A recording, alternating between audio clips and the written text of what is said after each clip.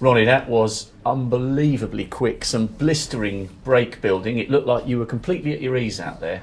Yeah, it was all right. Like I said, Tepchai never performed to the level that we know he can, so it made it a little bit easier for me. But I still had to pot the balls and still had to make the breaks, which is always pleasing. So, I put quite a lot of practice in the last 2 weeks on proper match tables. And I found for the last 2 or 3 years, going to tournaments, I've been at sea with the conditions. Obviously I've been doing a lot of exhibitions. I never actually had a practice facility to play at.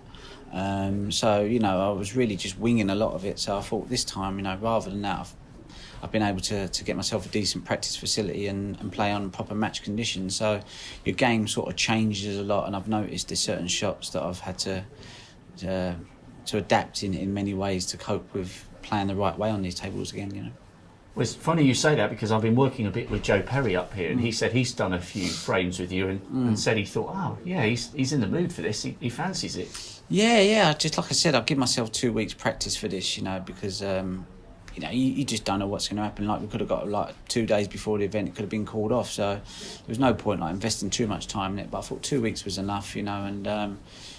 So, I think the biggest key for me is just, like I said, just getting a good practice facility that replicates a little bit like what we're playing in matches. Doesn't mean you're going to play well, but at least it gives you half a chance, But so much nicer for you coming here without people, in a literal sense, in your face, trying to take photos. Yeah, I remember you've said to me in the past, people have tried to take photos of you whilst you're eating, or autographs. Can I have tickets? All of that peripheral stuff has gone away, which must be so refreshing on a personal level, let alone on a playing level. Yeah, no, obviously it's a lot easier for me just to go around and just relax and do whatever I need to do.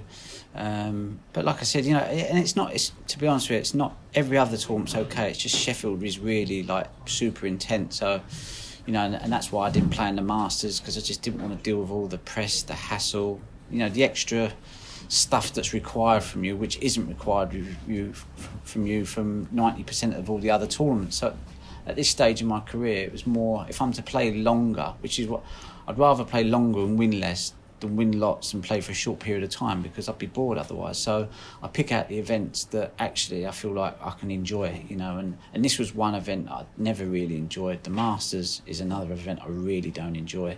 So I missed the Masters this year. I was kind of, blackmailed into playing into this event.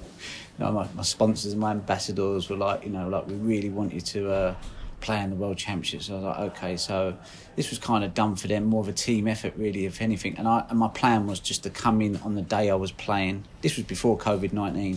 Was to come in on the day I was playing, and if I had any more than 24 hours off, I was on the train home, because it's only 2 hours on the train. It's quite a nice journey, and I thought I'd just get in and out as much as I can, because I just couldn't deal with it, to be honest with you. I never enjoyed my time here. It was just too hectic.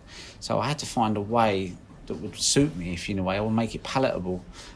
So that was my plan. But obviously now this is coming. It's very, very quiet here. But I'm still going to go home, because, it's good to get home as well, John Higgins made some interesting comments in the lead up to this championship. He felt that without the crowd, that it could be, in quality terms, the greatest championship we've seen. And across the first 3 days, we'd already had 23 centuries. Would you agree with John's assessment that we could see some unbelievably special snooker over this next 13 and a half days, or however long we've got left?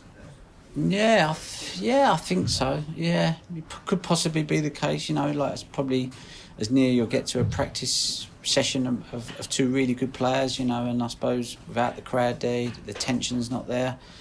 But I think obviously there's you want that atmosphere as well, just to make it. I mean, because it is going to be a bit of a weird one for the person who actually wins it, and there's no crowd to.